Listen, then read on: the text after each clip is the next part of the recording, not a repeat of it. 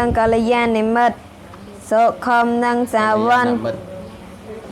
có là gian nặng bật có lý riêng có là gian nặng mất số không năng xà văn chia có là gian nặng mất riêng thân ai chia mỗi kia số không chia côn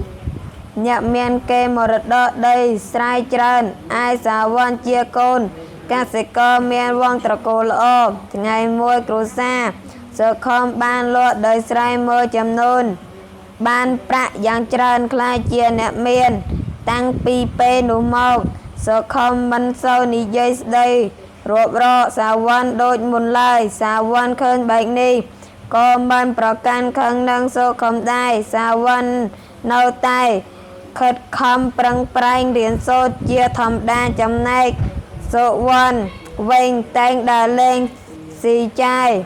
សាបាហឺហាកិច្ចវេះសាឡារីនជាញឹកញាប់គ្រួសារសុខំលក់ដោយស្រែជាបន្តរហូតដល់អស់គេមរតកពីដូនតាមិនយកប៉ុន្មានប្រាក់ក៏អស់ដីក៏អស់អត់មានអ្វីទីពឹងទៀតឡើយសុខំឈប់ចូល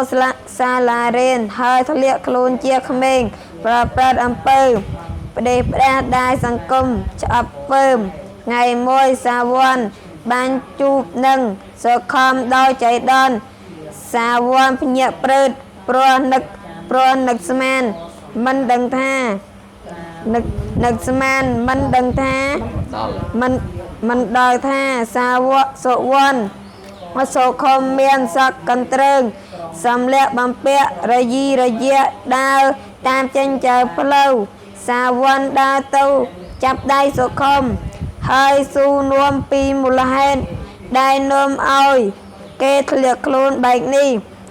តែសុខមជាយាមកិច្ចពីសាវណ្ណជាយាមនិយាយណែនាំមិត្តឲ្យចូលសាលារៀនវិញអសាលារៀនហើយកែខ្លួន